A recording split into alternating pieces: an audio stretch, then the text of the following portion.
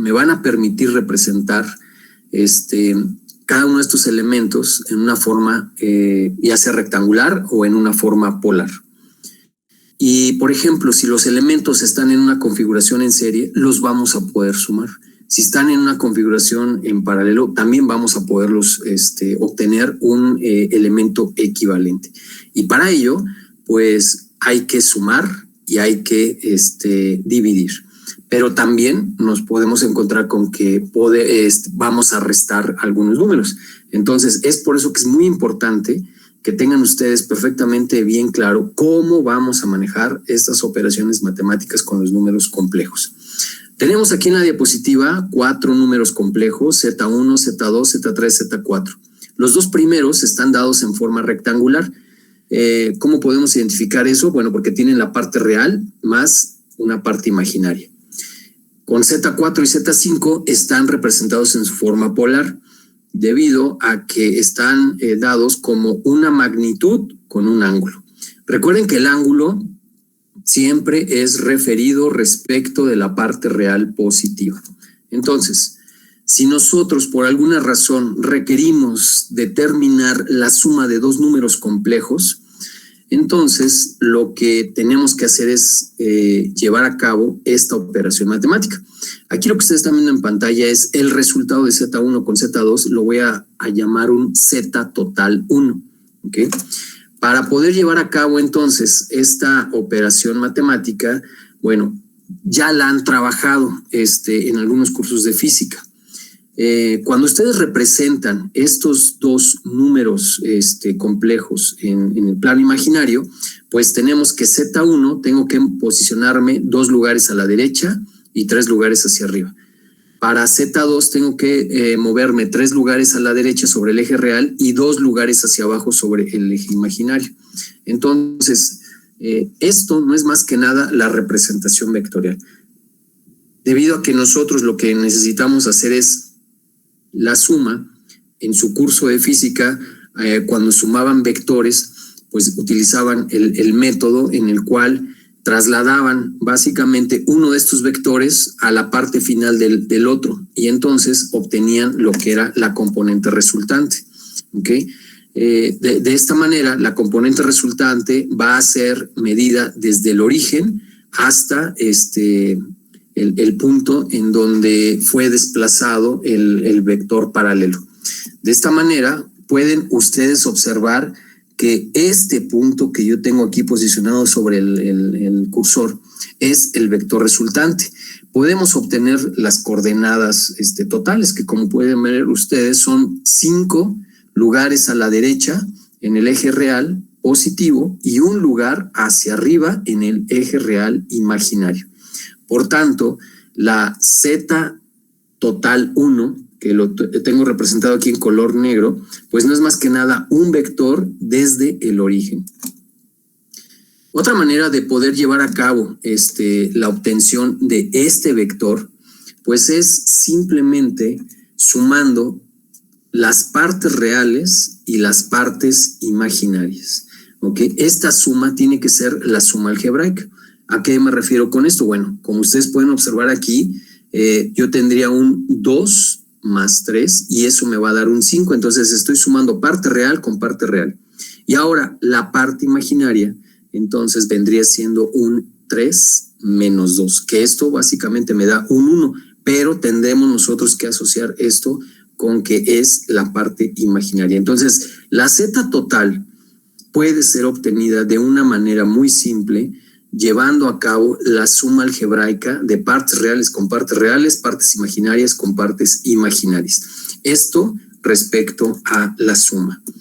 Pero si nosotros requerimos llevar a cabo la resta de estos dos números imaginarios, hay que tomar muy en cuenta, Inges, que ahora la suma algebraica entonces vendría siendo Z1 menos Z2. Eso significa que entonces al momento de restar estos dos números tendría yo que hacer el 2 menos 3 y es por eso que me da un menos 1. Pero aquí entonces con lo que es la parte imaginaria yo debería tener un más J3 menos J2 Y eso, entonces, no es más que nada un J5. Es una manera muy simple de poder llevar a cabo la suma algebraica de estos números, ¿ok? Pero tengan también cuidado. Al momento de la suma no hay ningún problema, el hecho de que pueden sumar ustedes Z1 más Z2 o Z2 más Z1, pero cuando están trabajando con la resta, dense cuenta que ahí es donde nosotros debemos de tener muchísimo cuidado, porque no es lo mismo llevar a cabo la diferencia de Z1 menos Z2 que Z2 menos Z1. Del lado derecho, ahora la operación matemática también vendría siendo implementando esta suma algebraica, y entonces debería ser 3 menos 2, y esto entonces me daría un 1. Pero aquí en la parte imaginaria vendría siendo un menos J2 menos más J3, y esto me daría entonces un menos J5. Al momento entonces de llevar a cabo la representación de estos dos números complejos referidos como ZT2 y ZT3, dense cuenta que están posicionados entonces en cuadrantes diferentes. Ahí, por eso, entonces, es que hay que tener muchísimo cuidado cuando ustedes llevan a cabo esta operación matemática de la resta. ¿Okay? Pero en términos generales, lo que tenemos que hacer es trabajar con todas las partes positivas y con todas las partes, con todas las partes reales, con todas las partes imaginarias. Cuando nosotros tengamos la necesidad de llevar a cabo la división de dos números complejos, dense cuenta que me estoy refiriendo ahora a la división de Z3 con Z4.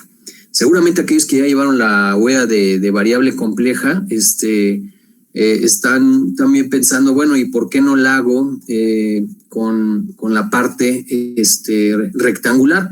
Ahorita vamos a hablar al respecto de esto, ¿ok?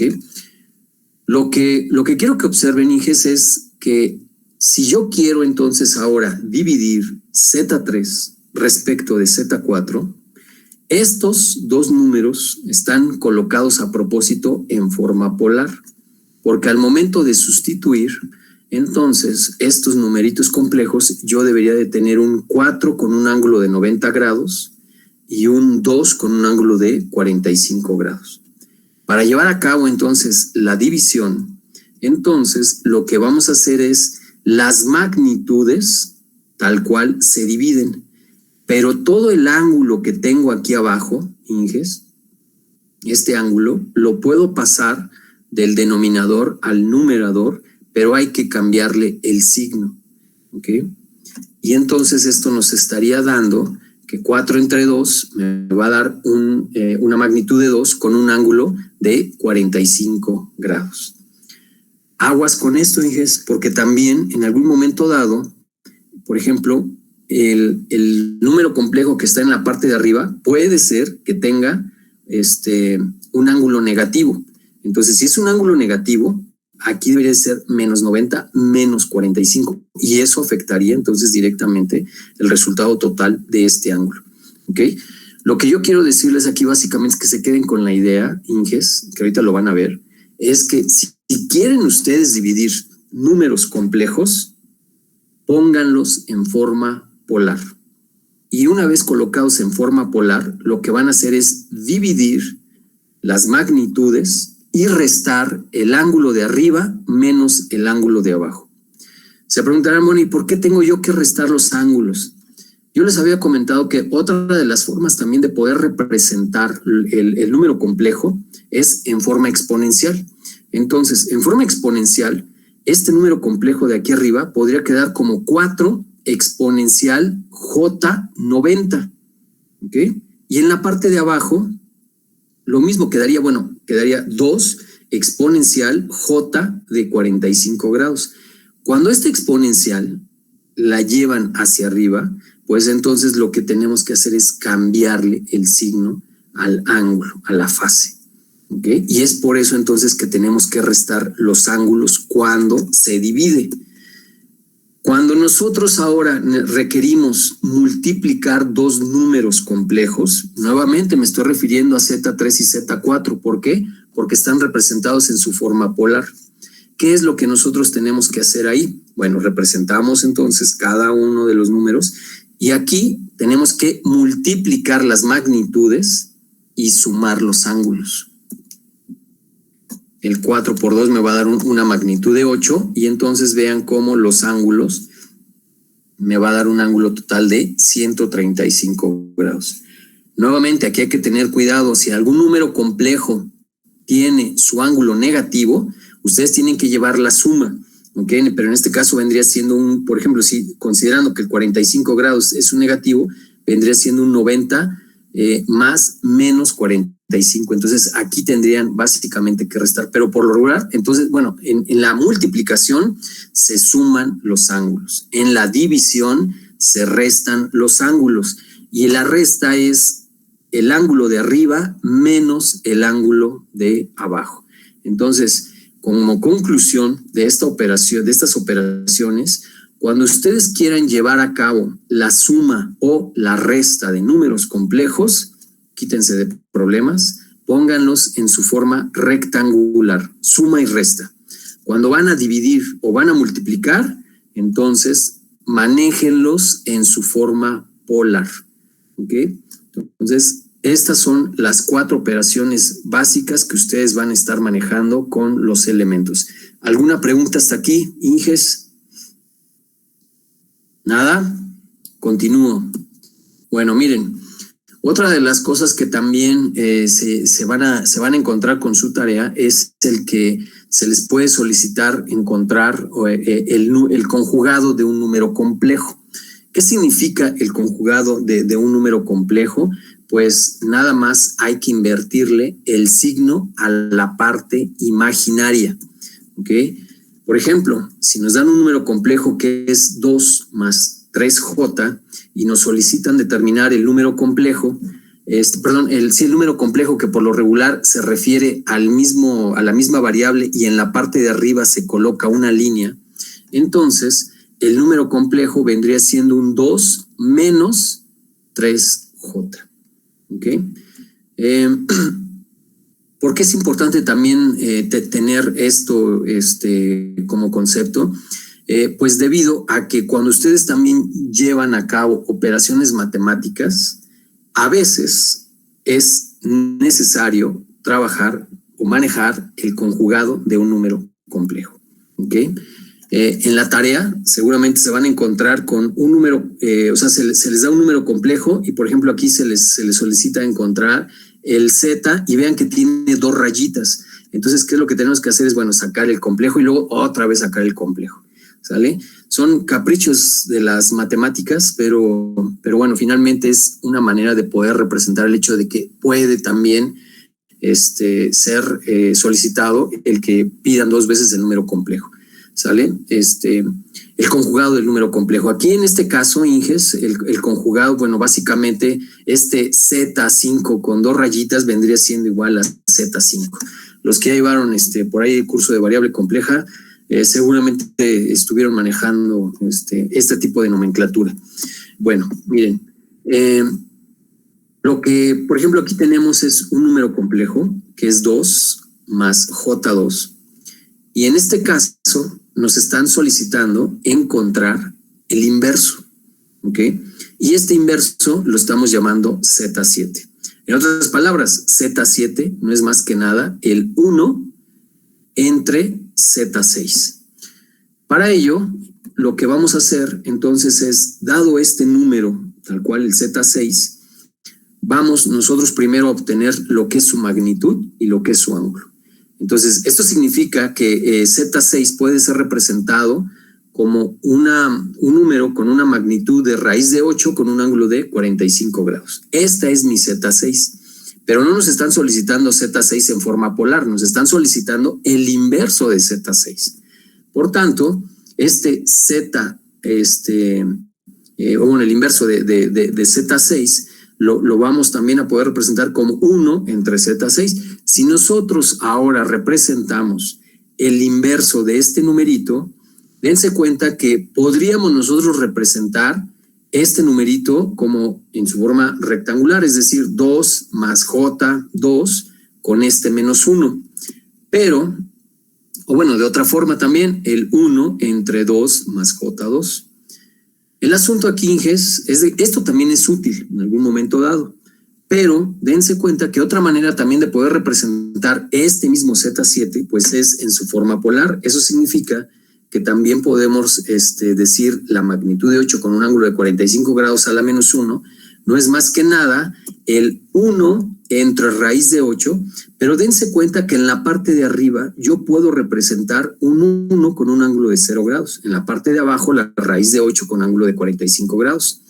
Recuerden que estamos dividiendo y si lo tenemos entonces en su forma polar, pues lo que tenemos que hacer es dividir las magnitudes y restar los ángulos. Entonces, este numerito también puede ser representado como 1 entre raíz de 8 con un ángulo de menos 45 grados. Estos dos números, Inges, son totalmente equivalentes, solo que uno está representado como el inverso en su forma rectangular y bueno, aquí está representado el inverso pero en su forma polar.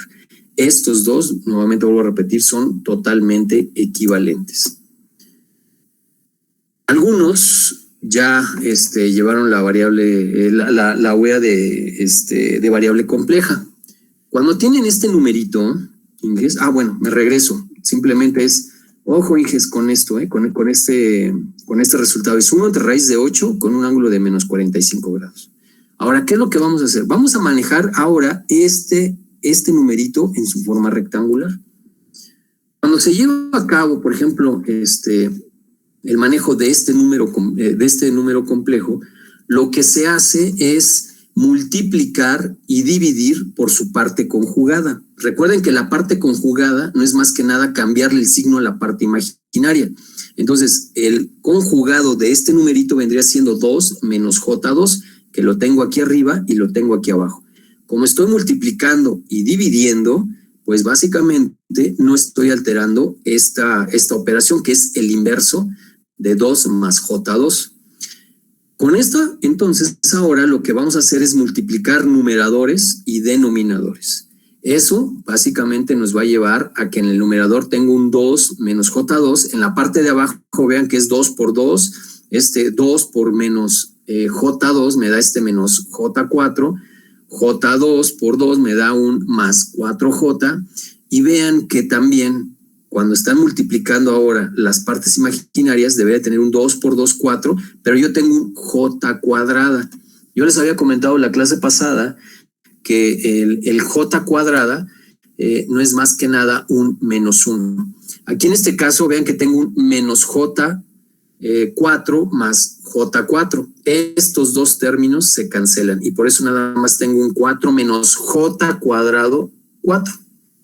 Como J cuadrado es igual a 1, pues entonces lo que simplemente es sustituimos J cuadrada por el menos 1 y eso me va a permitir entonces llevar a cabo la multiplicación de menos 1 con este menos y entonces voy a tener el denominador un 4. En otras palabras, Inges, vean que al momento de llevar a cabo la operación matemática, entonces, este numerito con el cual partimos en esta diapositiva puede ser representado de esta manera. ¿Cuál es el clásico error con lo que me encuentro en las tareas y en los exámenes? Algunas de las veces lo que quieren es representar el inverso de este número y lo ponen como un medio más 1 entre J2. No pueden hacer eso, Inges, ¿sale? No pueden separar o no pueden, digamos, partir de que esta representación, digamos que está dado por dos términos. Si ustedes llegan a hacer eso, se va a venir para abajo todas las operaciones matemáticas que estén relacionadas con el inverso de este numerito. ¿Qué es lo que tienen que hacer? Bueno, este procedimiento que les estoy mostrando aquí es bastante talachudo y la verdad es que a mí no me gusta. Es por eso que yo les demostré que existe otra manera de manejar también estos inversos. Bueno, toda esta talacha, dense cuenta que ahora simplemente nos está llevando para que este numerito en su forma rectangular lo podamos representar ahora de esto. Dense cuenta que aquí ya entonces, como tengo un número complejo en la parte de arriba y tengo una magnitud abajo, ¿sale? Una cantidad escalar abajo, entonces aquí sí puedo separarlo. Eso significa que voy a tener un 2 entre 8 menos j entre 2 entre 8. ¿Sale? Aquí ya puedo separarlo, pero aquí no puedo. Aguas con eso. Bueno, simplemente, Inges, dense cuenta que aquí ya tengo entonces representado el Z7 en su forma rectangular. ¿Ok? Y nosotros lo que sabemos ya es que si nos dan un número complejo en su forma rectangular, podemos llevarlo a su forma polar. Esto, entonces, la manera de proceder es que para representar esto en su forma polar, pues tenemos que sacar la magnitud.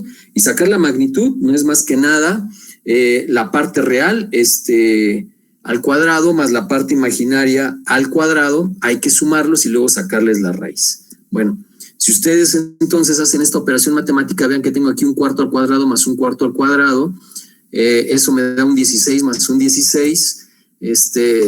Las operaciones matemáticas nos llevan a 2 entre 16. Esto lo podemos representar como 1 entre raíz de 8, o también raíz de 1 entre raíz de 8. Es simplemente talacha matemática, pero se dan cuenta que estamos obteniendo la misma magnitud que en la parte, bueno, que en la diapositiva anterior. Me voy a regresar rápidamente a la diapositiva anterior. Vean cómo, una vez representado el número en su forma polar, entonces simplemente sacamos el inverso, dividimos las magnitudes y la magnitud es 1 entre raíz de 8. Este mismo resultado también lo pueden obtener, pero de una manera un poquito más tardada, pero es el mismo resultado. Entonces, aquí, este numerito, su magnitud es 1 entre raíz de 8. ¿Cómo podríamos obtener ahora el ángulo? Pues simplemente para obtener el ángulo es el arco tangente de la parte imaginaria respecto de la parte real, y entonces eso nos lleva a un ángulo de menos 45 grados. ¿Se dan cuenta cómo el hecho de estar manejando los números complejos de esta manera puede ser más tardado, pero llegamos al mismo resultado? Así es de que si en algún momento dado ustedes tienen que hacer la talacha y entonces multiplicar y dividir por el conjugado y hacer todo esto, no tengo ningún problema, pero eso les va a quitar algo de tiempo. ¿Ok? Entonces, por eso es de que estuvimos hablando de qué es el conjugado, para qué nos sirve. Y vuelvo a repetir, esta clase simplemente es una pequeñísima fracción de todo lo que se ve en la huella de variable compleja. ¿Okay? No quiero decir que la huella de variable compleja no sirva, al contrario, si la pueden llevar, llévenla. A veces uno, bueno, no los físicos, o bueno, sí algunos físicos también luego no les gusta tanto las matemáticas, pero esas herramientas que ustedes ven ahí en esa huella de variable compleja, tiene aplicaciones muy, pero muy importantes. ¿Sale? Creo yo que nada más a esa huella le hace falta el hecho de decir, bueno, y tanta matemática, ¿para qué va a servir? Pero bueno, no entremos en detalles. Aquí el asunto, Inges, es simplemente van a dividir en su forma polar, van a multiplicar en su forma polar, van a sumar y restar forma rectangular. ¿Ok? Aquí lo que tenemos, Inges, vean también, tengo este número complejo, que lo estoy llamando Z6, y no es más que nada 2 más J2. También por alguna razón nos van a pedir, o nosotros nos vamos a encontrar con que un número imaginario está escalado. ¿Ok? Entonces, el hecho de que un número imaginario esté escalado, en otras palabras, si nos piden solicitar 3 veces Z6, que Z6 es este número imaginario, pues podríamos nosotros simplemente considerar que, dado lo que es la parte rectangular o la forma rectangular del número imaginario, lo sustituimos aquí, y entonces vean cómo tengo un 2 más J2, y ahora lo que tenemos que hacer es multiplicar 3 por 2 con la parte real, pero también lo que tenemos que hacer es 3 por J2. Eso básicamente nos estaría diciendo que el número imaginario escalado 3 veces, pues no es más que nada 6 más J6. ¿Ok?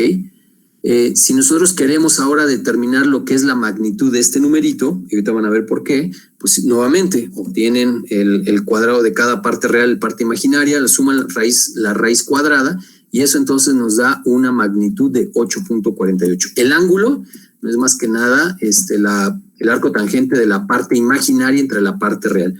Disculpen que voy a estar repitiendo varias veces esto de cómo es de que se tiene que hacer, pero lo que no quiero encontrar, Minges, porque me lo encuentro, no ha habido trimestre que no me lo encuentro, ¿vale? El hecho de que al momento de obtener la magnitud de un número complejo, olvidan elevarlo al cuadrado o simplemente toman la parte real, o el clásico error en el ángulo es de que toman la parte real dividido entre la parte imaginaria.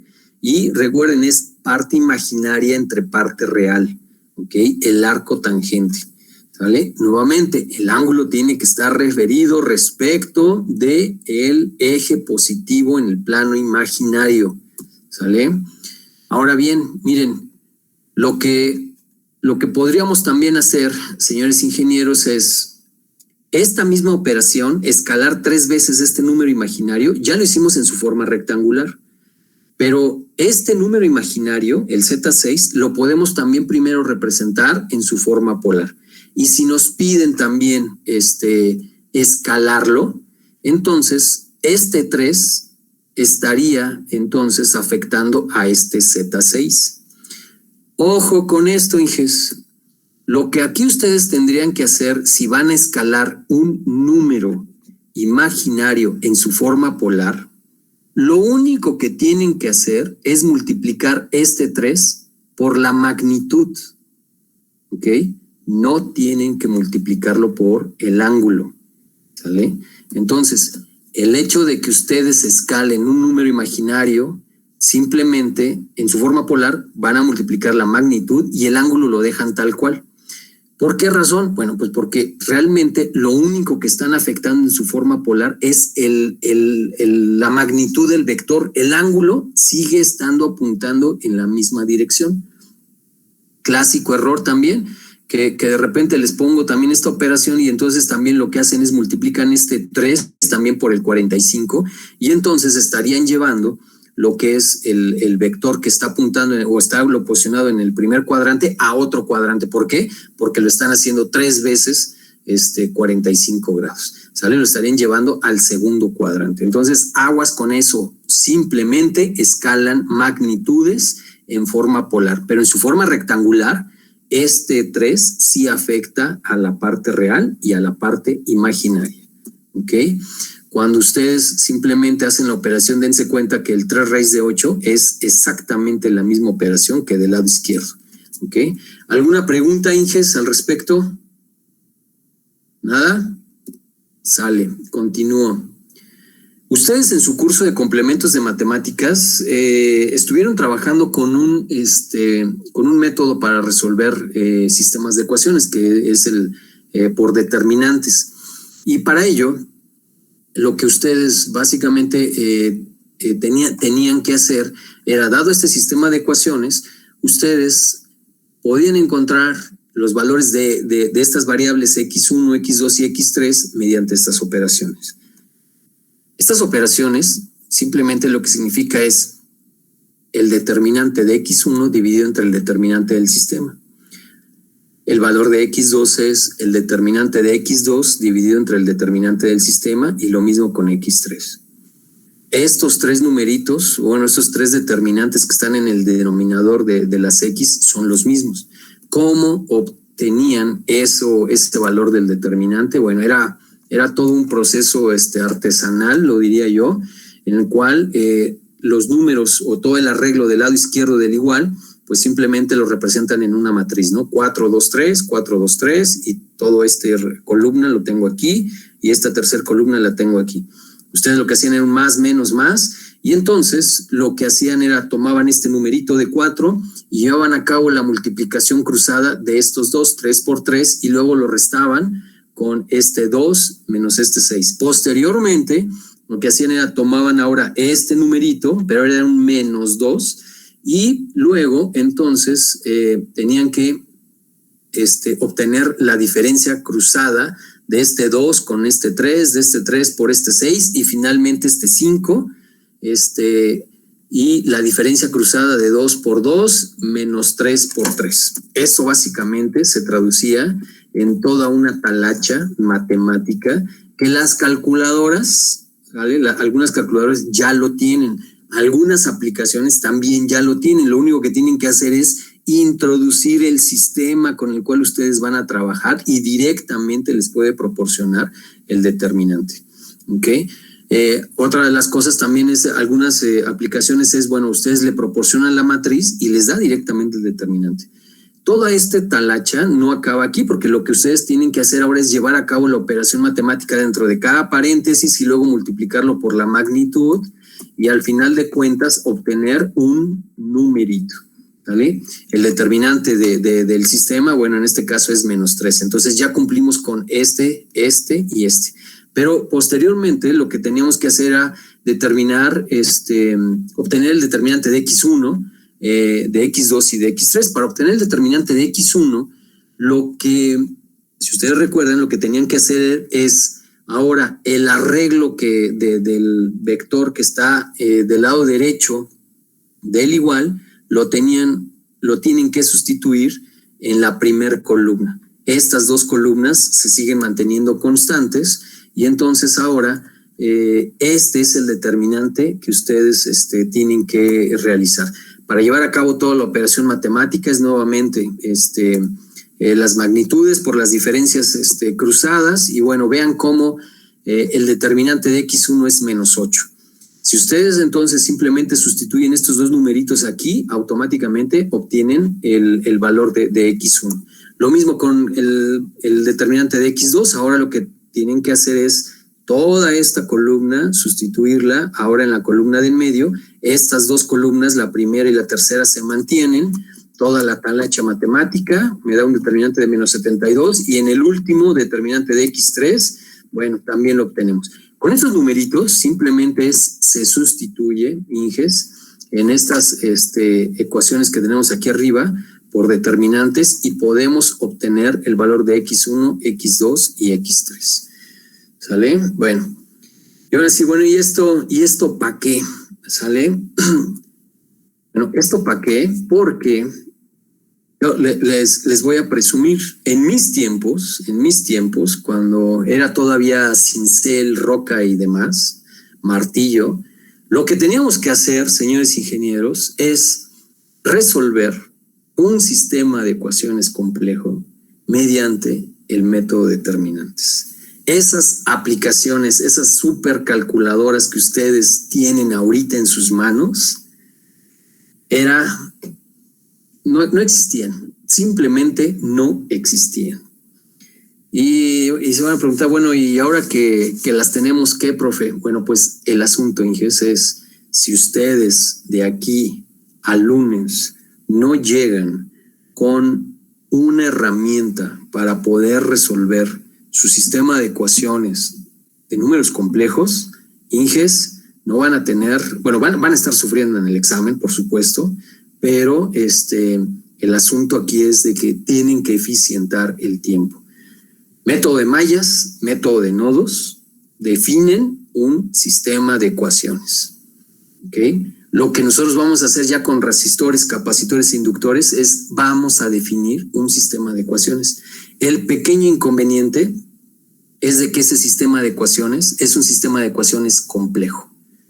¿Sale? Por tanto, ustedes tienen que aprovechar la tecnología para resolver este sistema de ecuaciones. En el curso no voy a evaluar la velocidad con la cual ustedes pueden resolver el sistema de ecuaciones.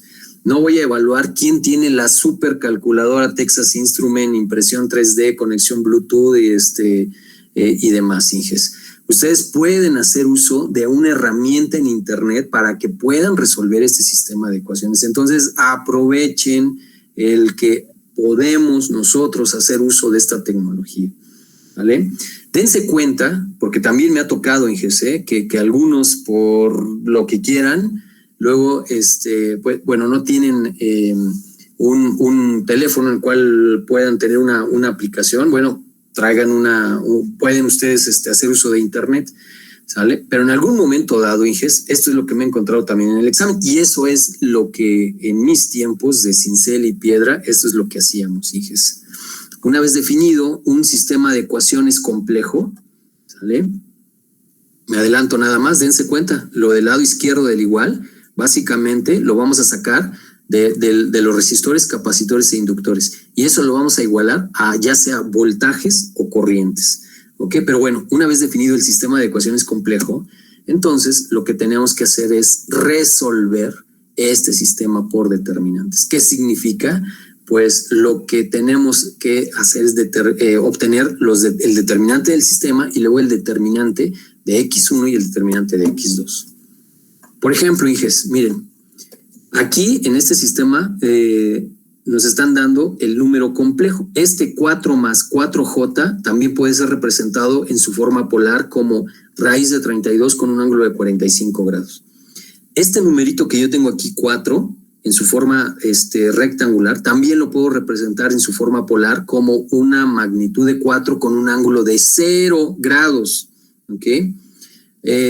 Abajo lo mismo, tengo un número complejo que en su forma rectangular es menos 4, aquí abajo también en su forma polar menos 4 con un ángulo de 0 grados, ¿ok? Y lo mismo con este numerito complejo. Una vez teniendo esto, Inges, lo que se tiene que hacer es obtener el determinante. Entonces, este es un sistema de ecuaciones bastante sencillo, es 2 por 2, pero pudo haber sido de 4 por 4, ¿vale? Dense cuenta que entonces ahora para obtener el determinante hay que trabajar con los números complejos del lado izquierdo.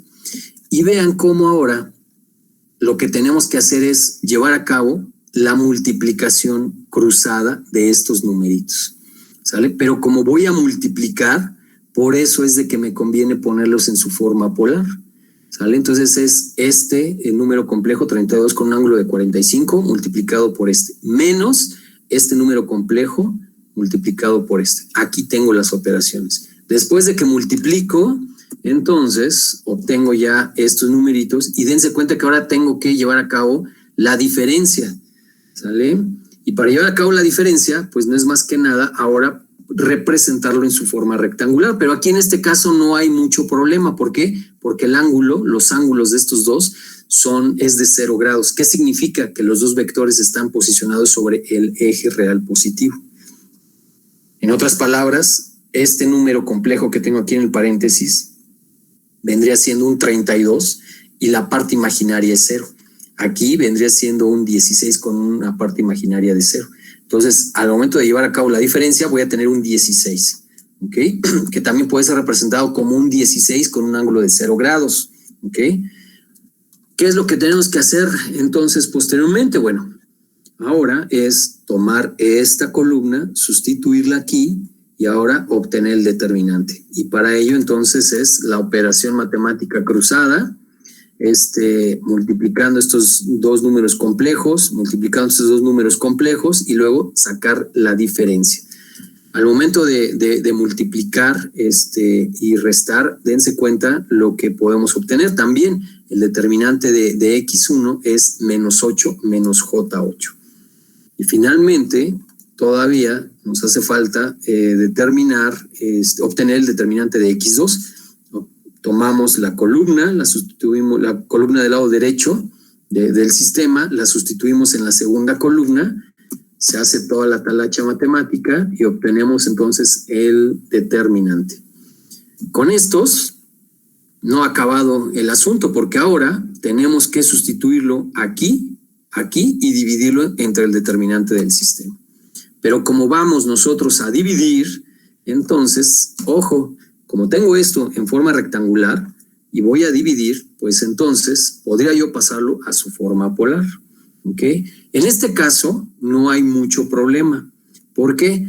Porque el determinante del sistema, dense cuenta que me dio 16 con un ángulo de 0 grados. Pero si el ángulo hubiera sido diferente, entonces sí hubiera tenido que haber transformado esto en su forma polar para llevar a cabo la operación matemática.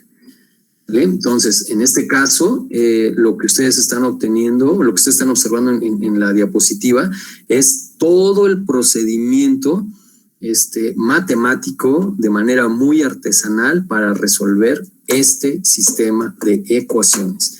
Entonces, estoy poniendo esto, Inges, porque realmente es, si alguien dice, oye, no tengo yo una aplicación, no tengo una supercalculadora, sin problema alguno, Inges. Les puedo garantizar que con lo que saben, pueden también llevar a cabo estas operaciones matemáticas, ¿sale? Les va a tomar más tiempo, ¿sale? Y bueno, nuevamente les vuelvo a comentar, nosotros lo teníamos que hacer de esta manera, y luego para acabarla, si nos equivocamos en un signo, ya ni les cuento, Inges, ¿sale?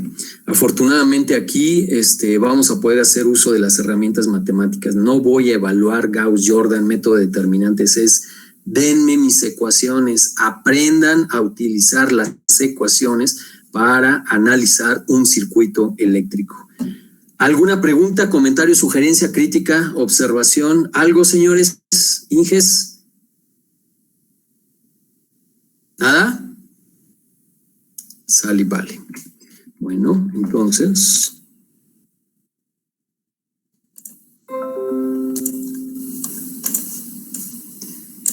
Les mando su tarea más tarde. Ya les mandé su tarea, creo que la tienen que entregar el lunes, si no mal recuerdo. Les voy a mandar otra tarea que también la quiero para lunes o martes. Ahorita vamos a definirlo. ¿Ok? Bueno, ¿cómo es de que vamos a ocupar toda esta manejo de números complejos? Nosotros lo que hemos estado aquí hablando y hemos estado manejando son de fuentes de voltaje y fuentes de corriente constante. Ahora lo que vamos nosotros a sustituir son esas fuentes de voltaje constante por fuentes que están variando en el tiempo de forma cosenoidal o senoidal. Entonces, para comenzar con esto, Inges, es muy importante, pero es muy importante tener en claro que el voltaje y la corriente en función del tiempo están dados por esta expresión matemática. Esta expresión matemática ya las estuvimos manejando en las primeras clases de este curso. Y no es más que nada el voltaje pico multiplicado por la función seno, que depende de una frecuencia angular en función de t más un ángulo de desfasamiento. ¿Ok? Es muy importante tener bien en claro esto, Inges. ¿Ok? Porque cuando nosotros estemos hablando de voltaje, entonces el voltaje lo podemos representar de esta manera. Y la corriente, bueno, tiene la misma forma, solo que aquí es corriente pico. ¿Ok? Lo que también nosotros sabemos es que la forma de onda sinusoidal pues es simplemente que empieza en cero, llega a un máximo, pasa por cero, llega a un mínimo también máximo y otra vez. Aquí tenemos básicamente que un periodo de la señal. Si nosotros conocemos el periodo de la señal, podemos determinar lo que es la frecuencia. Y si conocemos la frecuencia, podemos conocer la frecuencia angular, porque la W no es más que nada 2 veces pi f. Con ello, entonces, lo que podríamos nosotros hacer, Inges, es lo siguiente. Ojo con esto, Cuando les dan un voltaje en su forma sinusoidal, entonces, dense cuenta que aquí la onda está comenzando en el origen. Entonces, esta forma de onda, o la expresión matemática para representar este voltaje, el desfasamiento es 0 grados. Cuando ustedes tengan que representar una forma de onda sinusoidal con un desfasamiento de 0 grados, pues dense cuenta, no estamos colocando la fase. ¿Ok? En forma polar, la manera de llevar a cabo la representación del voltaje no es más que nada el voltaje pico con un ángulo de 0 grados. ¿Ok? ¿Esto por qué es importante? Bueno, porque en algún momento dado vamos nosotros a poder considerar que esta forma de onda de voltaje puede estar desplazada hacia la izquierda o hacia la derecha. En este caso está desplazada hacia la izquierda menos pi grados, o sea, menos 90 grados, menos pi radianes, o sea, es igual a 90 grados. Entonces, lo que nosotros tenemos que hacer es representar esta forma de voltaje como el voltaje pico con la función seno, la W de t, pero dense cuenta que aquí tengo que hacer énfasis a el ángulo de desfasamiento. Dije hace rato 90 grados, discúlpenme, son 180 grados. Entonces, esto significa, Inges, que el voltaje, entonces en su forma polar, lo podemos representar como voltaje con un ángulo de 180 grados. Pero también lo que podemos hacer es representar el voltaje desplazado hacia la derecha. Y entonces ahí tenemos que hacer énfasis a que ahora son menos 180 grados. Aquí en la parte de arriba es lo que se refiere como que el voltaje está adelantado, en la parte de abajo el voltaje está retrasado. Muy importante, algunas de las veces las fuentes de voltaje o las fuentes de corriente nos la pueden proporcionar en forma polar, pero también en su formato general. ¿Okay? Si lo tenemos entonces en su formato general, directamente vamos a obtener la magnitud del valor pico. Y el ángulo de desfasamiento que está en la ecuación original, en el formato general, eso lo vamos a asociar con el ángulo en la forma polar. Bueno, esto también que están viendo aquí en pantalla, las identidades van a ser fundamentales. No hay necesidad de que se las aprendan, Inges, pero simplemente es tenerlas presentes. El hecho de que una forma, o sea, una señal sinusoidal con un ángulo de desfasamiento de 90 grados, pues no es más que nada el coseno. Y algo muy similar con el coseno. El coseno desplazado menos 90 grados es una función seno. ¿Okay? Son identidades trigonométricas que ustedes ya han manejado en varios cursos. Ahora, aquí va a venir lo bueno, Inges, al respecto de esta última parte del curso. ¿Okay? Porque lo que nosotros vamos a tener que hacer es definir una forma matemática para poder representar el resistor, el inductor y el capacitor. ¿Cómo es de que vamos a realizar esto? Bueno, miren, para comenzar, vamos a tomar en cuenta que hay un resistor sobre el cual, si yo llego y mido con un osciloscopio el voltaje, entonces el voltaje está variando en el tiempo. O sea, el voltaje que está presente en las terminales de este resistor es un voltaje en forma sinusoidal. Como tenemos voltaje y tenemos también resistencia, la corriente también va a ser una forma de onda sinusoidal. Bueno, lo que nosotros podemos representar es lo siguiente. Considerando que a través del resistor, entonces, pasa una corriente de forma sinusoidal, como podemos observar, vamos a considerar que la corriente no está desfasada. Ojo con esto, consideramos que la corriente no está desfasada. Entonces, para poder representar esta corriente en su forma polar, pues no es más que nada la magnitud con un ángulo de 0 grados.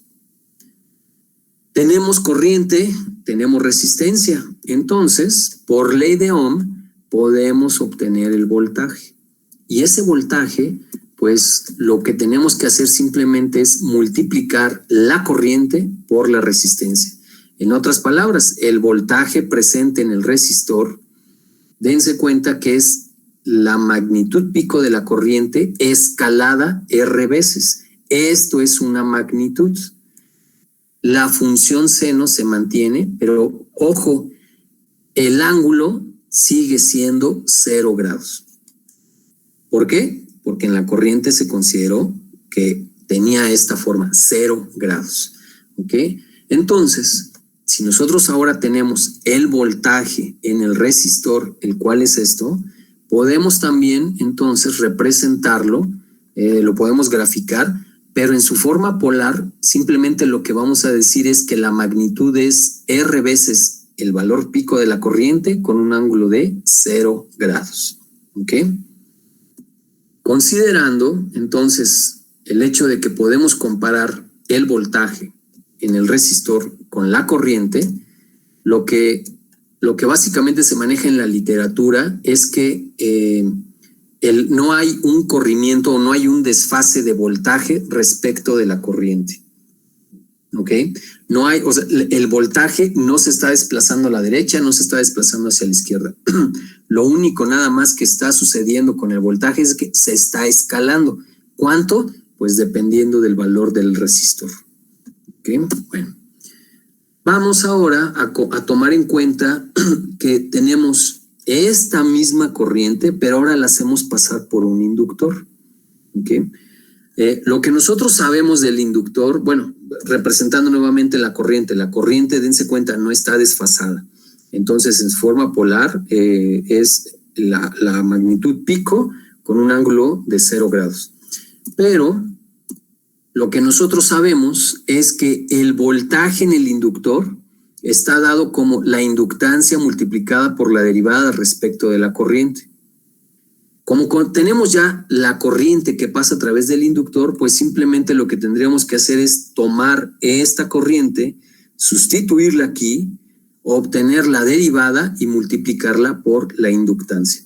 Toda la talacha matemática, entonces simplemente nos lleva a establecer que el voltaje del inductor es la inductancia multiplicada por el valor pico de la corriente y a su vez por la frecuencia angular. ¿Okay? Estos dos, o sea, la derivada de este término IM seno omega de t, pues no es más que nada IMW por coseno de omega de t. ¿Ok? Ahora, lo que nosotros sabemos es de que una función coseno también puede estar representada como una función seno desplazada 90 grados. Entonces, utilizando esta identidad trigonométrica, si la sustituimos aquí, podemos entonces decir que el voltaje en el inductor ahora es la magnitud multiplicada por la función seno, pero dense cuenta aquí, ahora ya tengo que considerar un ángulo de 90 grados. ¿Ok? Si yo quiero representar este valor del voltaje del inductor en su forma polar, necesito hacer referencia de la magnitud y de la fase. La magnitud, como pueden ustedes observar, es todo este numerito, ¿sale? Entonces, esta es la magnitud y el ángulo lo debo de considerar. ¿Ok? Entonces ya tenemos la corriente y el voltaje en el inductor. Si nosotros ahora representamos lo que es el voltaje en el inductor gráficamente, pues dense cuenta que ahora, como hay un ángulo de desfasamiento, entonces lo tenemos nosotros que desplazar 90 grados hacia la izquierda. ¿Ok? ¿Esto qué significa? Bueno, lo que significa, Inges, es que cuando ustedes hacen pasar una corriente a través de un inductor, entonces el voltaje en el inductor está desfasado 90 grados respecto de la corriente. Y esta es una manera de poder identificar si se trata de un inductor. ¿Ok? En la parte de arriba ya quedamos, no hay un desfasamiento del voltaje respecto de la corriente. Lo único que está escalado aquí es la magnitud del voltaje. Aquí también, de hecho aquí también la magnitud del voltaje está escalado, pero aquí también la diferencia es que el voltaje en el inductor está desplazado hacia la izquierda. Entonces, esto es algo muy importante que nosotros debemos de considerar, porque este numerito, Inges, se van a dar cuenta que me va a permitir entonces poder representar el efecto del inductor, como lo vamos a ver más adelante. Bueno, para rematar entonces el análisis de estos tres elementos, ahora tenemos el del capacitor. El del capacitor, entonces, lo que vamos a considerar es lo siguiente. En las terminales del capacitor está presente un voltaje y este voltaje, dense cuenta, no está desfasado, es una función seno que no está desfasada. En su forma polar lo podemos representar de esta manera. Nosotros sabemos que la corriente en un capacitor es la capacitancia multiplicada por la derivada del voltaje respecto de la corriente. Si obtenemos entonces ahora la derivada de esto, del voltaje, y la multiplicamos por la capacitancia, pues entonces ahora podemos obtener la corriente en el capacitor. Dense cuenta que nuevamente aquí ya aparece la función coseno, pero con la identidad trigonométrica podemos entonces representar la corriente del capacitor en términos de la función sinusoidal. ¿Ok?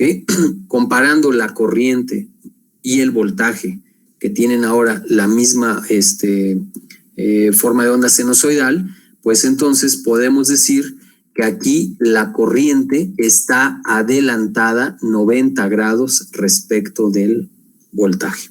Cosa contraria que sucede en el inductor. ¿Ok? Y nuevamente, este numerito nos va a servir muchísimo para poder representar el efecto del capacitor. Simplemente hay que recordar que el periodo es el inverso de la frecuencia y que la frecuencia angular es 2 veces πf. ¿Sale? Ténganlo muy en cuenta también esto, ¿ok? Porque algunas de las veces, cuando estén trabajando con las fuentes de voltaje, por ejemplo, les pueden decir, y las fuentes de voltaje tienen un periodo de tanto, ¿ok? En segundos. Como ya tienen el periodo, entonces pueden ustedes obtener lo que es la frecuencia, porque es el inverso del periodo. Y entonces, una vez obtenido lo que es la frecuencia, simplemente lo van a utilizar ¿para qué? Para conocer el valor de W. Este valor de W es muy importante de ahora en adelante porque dense cuenta que este valor de W en el capacitor y en el inductor, en las magnitudes, están presentes. ¿Ok? Entonces, ¿alguna pregunta, Inges, al respecto? Maestro, dime. ¿A qué se refiere con que la corriente esté adelantada o atrasada al voltaje? Déjame regreso aquí con este. Mira, lo que significa es lo siguiente, que si tú haces pasar un inductor, una corriente a través de un inductor y esta corriente no está desfasada, cuando tú llegues y mides el voltaje en el inductor, entonces te vas a dar cuenta que el voltaje está desfasado.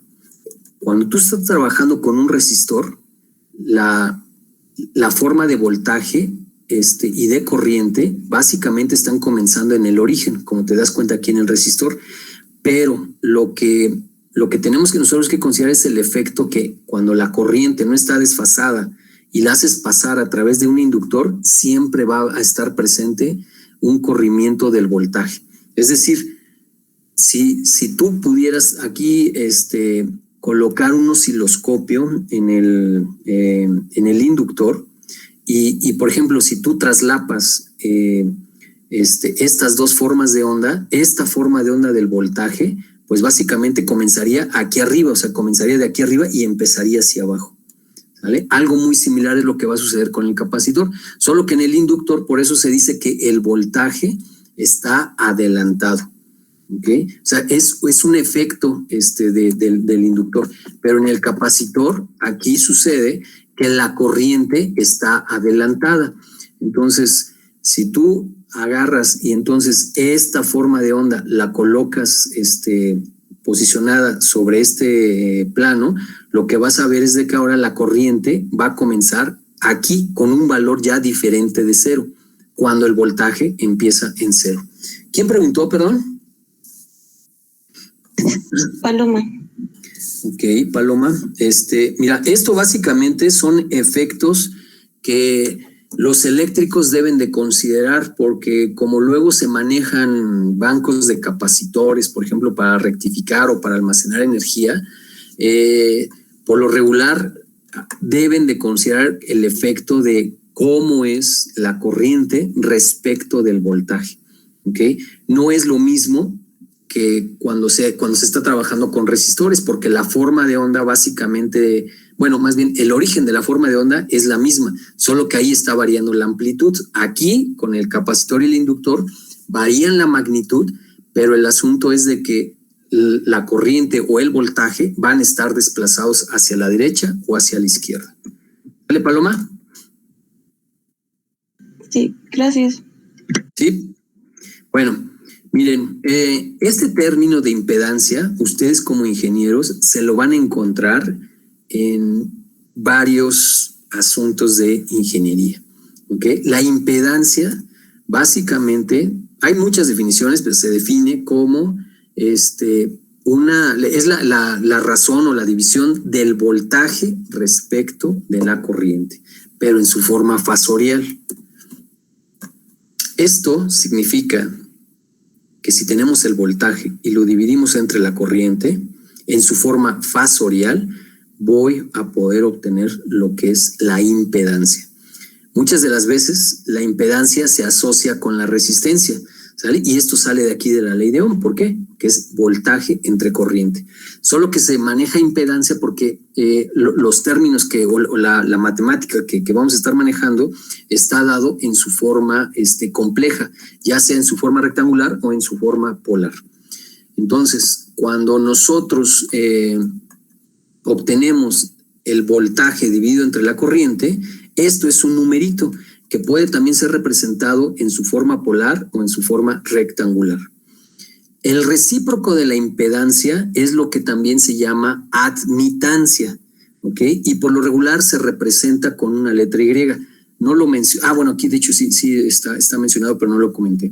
La impedancia muchas de las veces se toma para representarlo con una letra Z mayúscula. La admitancia, que es el inverso de la impedancia, se representa con una Y. ¿Okay? ¿Por qué es importante esto? Bueno, en el método de mallas, Inges, ustedes, si recuerdan, empiezan a sumar resistencias. Bueno, aquí vamos a sumar impedancias, las propias y las compartidas. En el método de nodos manejan el inverso de la resistencia. Bueno, pues aquí vamos a manejar el inverso de la impedancia. ¿Ok? Y que también puede ser representado en su forma polar o en su forma rectangular. Esta diapositiva, Inges, va a ser súper clave. ¿Ok? Las ecuaciones que van ustedes aquí a tener disponibles, les pido de favor que las tengan en su hoja de apoyo, ¿sale? Todas estas ecuaciones que hemos estado platicando en estas clases, Inges, les pido de favor que las tengan en una hoja de apoyo, pero también las ecuaciones que van a estar presentes en esta diapositiva, lo mismo, Inges, ténganlas presentes para que no se me pierdan en la manera de cómo vamos a manejar los elementos. Bueno, miren, ya hablamos que si tenemos una resistencia por la cual se hace pasar una corriente sinusoidal que no está desfasada, entonces el voltaje no es más que nada la corriente multiplicada por la resistencia. En su forma polar, entonces podemos nosotros decir que tengo una corriente de una magnitud IM, magnitud pico, con un ángulo de 0 grados. El voltaje en el resistor, entonces tengo una magnitud RIM con un ángulo de 0 grados.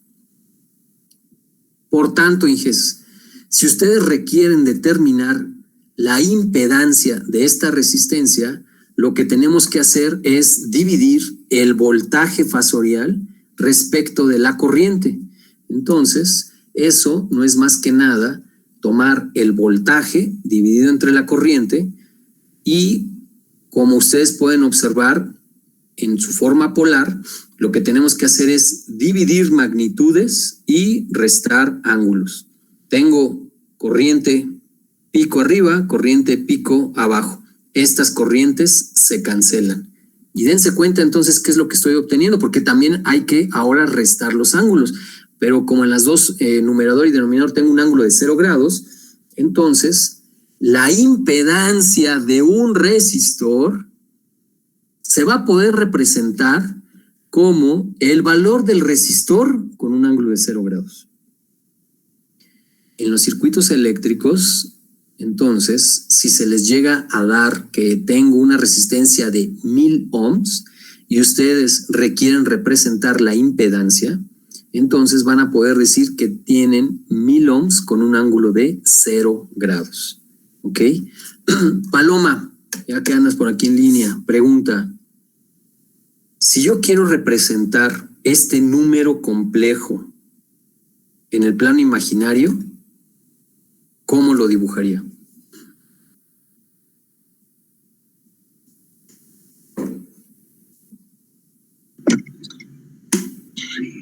Solo sería la R. Solo sería la R, pero, ajá. Entonces yo te pido... Sería solo sobre el eje de las X. ¿Positivos o negativos? Positivo. Ok. Gracias, Paloma. La resistencia, Inges, entonces, en el plano imaginario, siempre va a estar representado como un vector sobre el eje real positivo. ¿Ok? En su forma polar, pero en su forma rectangular, pues no es más que nada que la resistencia no tiene parte imaginaria. Como lo acaba de describir Paloma, es un vector que está posicionado a lo largo del eje real positivo. Por tanto, no tiene parte imaginaria. ¿Ok? Observen entonces ahora lo siguiente. Nosotros ya hablamos de si tenemos un inductor y a través de este inductor pasa una corriente, la cual está dada de esta manera, el voltaje en el inductor, entonces, está ahora dado mediante esta expresión. En su forma polar, la corriente, entonces, es la magnitud con un ángulo de 0 grados. La corriente. Y el voltaje, entonces en su forma polar es la magnitud con un ángulo de 90 grados. ¿Ok? Entonces, aquí nuevamente, recuerden que hay un desfasamiento del voltaje respecto de la corriente. Si ustedes requieren obtener la impedancia de un inductor, lo que tenemos que hacer es dividir el voltaje del inductor respecto de su corriente. Tomamos el voltaje, dividimos entre la corriente, como están en su forma polar, entonces tenemos esta expresión. Tenemos corriente arriba, tenemos corriente abajo. Las corrientes se cancelan. Por tanto, la impedancia de un inductor está dado como W veces L con un ángulo de 90 grados. La L, ¿quién es? El valor del inductor. Y la W es la frecuencia angular. ¿Ok? Paloma, si yo te pido representar este número complejo en el plano imaginario, ¿cómo tengo que hacerlo?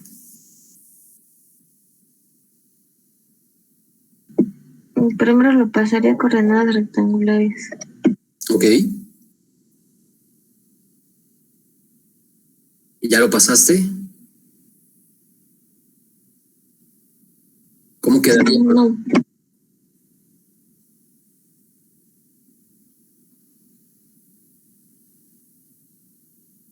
Paloma.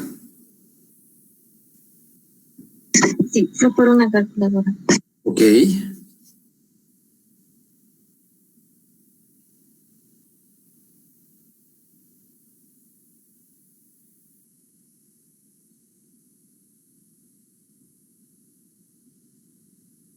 ¿No hay necesidad de una calculadora de Paloma? Fíjate, a ver Paloma, atención aquí en la diapositiva, regreso con el resistor. ¿Qué te está diciendo este numerito? En su forma Que es un número real. Ok, entonces es un vector con una magnitud R que tiene un ángulo de 0 grados. ¿Estamos? Ahora, ¿qué te está diciendo este numerito, Paloma? Que es un número real que va sobre el eje X. Con un Que está sobre el eje X. Grados. A ver, nuevamente, Paloma. Va de nuevo. Esto representa un vector. A ver, esto de aquí arriba, Paloma, representa un vector con una magnitud R que apunta hacia la derecha del eje real positivo. Descríbeme este numerito. ¿Cuánto vale el vector? ¿Cuánto vale en magnitud?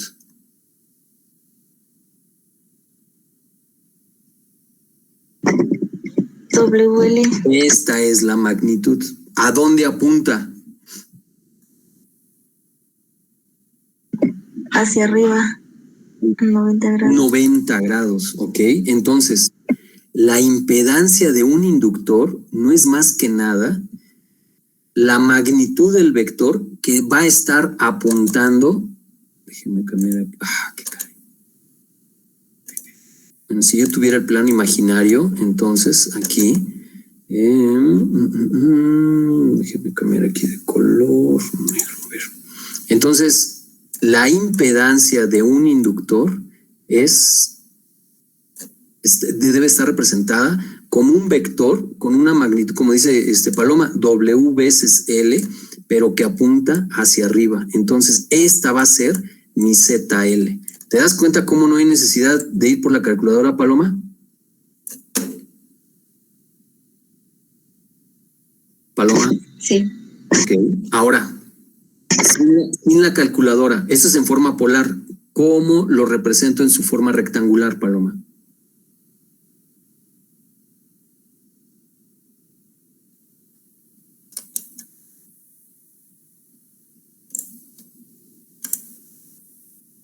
Paloma. WL más 0. ¿Cómo?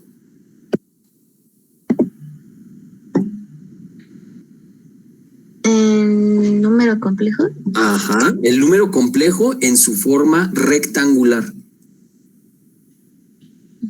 WL más 0J.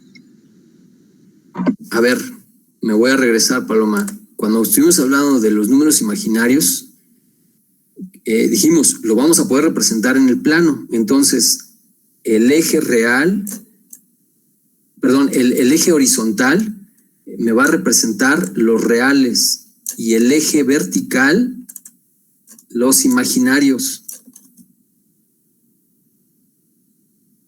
Este vector, Paloma, del ZL, ¿a dónde está apuntando?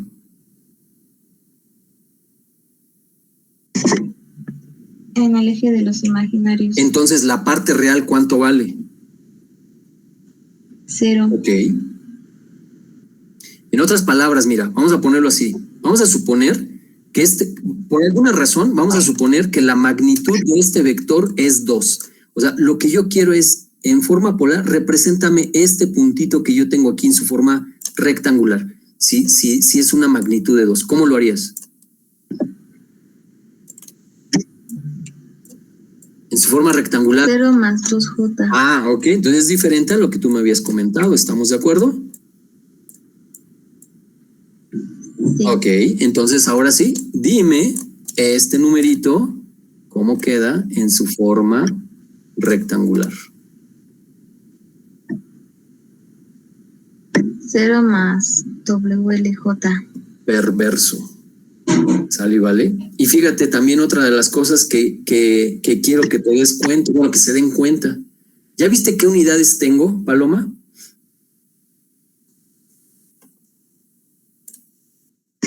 Ohms. Ohms. Perfectamente bien respondido. Ojo con esto, Inges, porque si se llegan a ir a examen de recuperación, entonces dense cuenta. ¿Sale? La resistencia no tengo ningún problema porque la resistencia básicamente las hemos manejado en ohms, pero las unidades de la inductancia son henrios.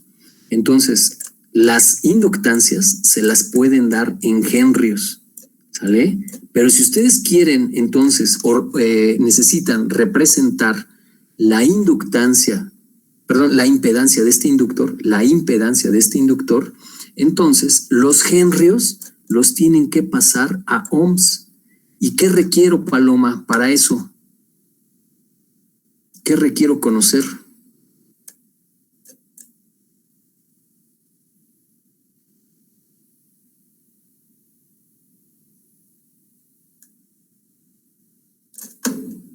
Paloma.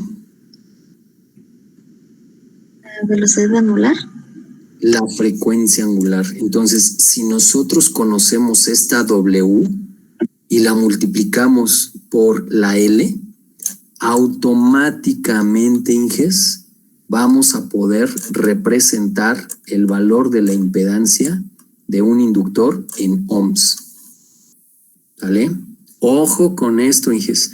Pero, muy importante, el que ustedes tienen que considerar que la impedancia está asociada con una J. porque un inductor va a tener parte imaginaria positiva. ¿Ok? Finalmente, Inges, ya casi, ya se nos fue la hora y media. Ok, ya casi para rematar.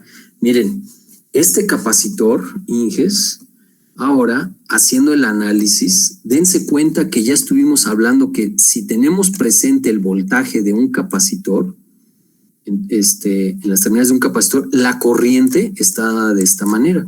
En su forma polar, entonces, tenemos la magnitud con un ángulo de 90 grados y el voltaje, magnitud con ángulo de 0 grados. Requerimos representar la impedancia del capacitor. Entonces, la impedancia es voltaje entre corriente. Por tanto, al momento de dividir voltaje entre corriente, dense cuenta que tengo voltaje arriba, voltaje abajo pico, se cancela, y entonces aquí la impedancia del capacitor está dado como 1 entre WDC. Paloma, nuevamente contigo, sí estás viendo esta parte de aquí abajo, ¿verdad?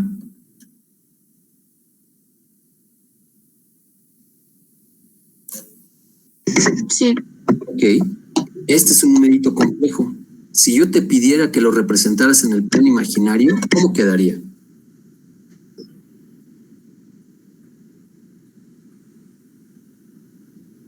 Un vector. 0 menos WCJ. 0 menos WCJ. Bueno, más bien sería el hecho de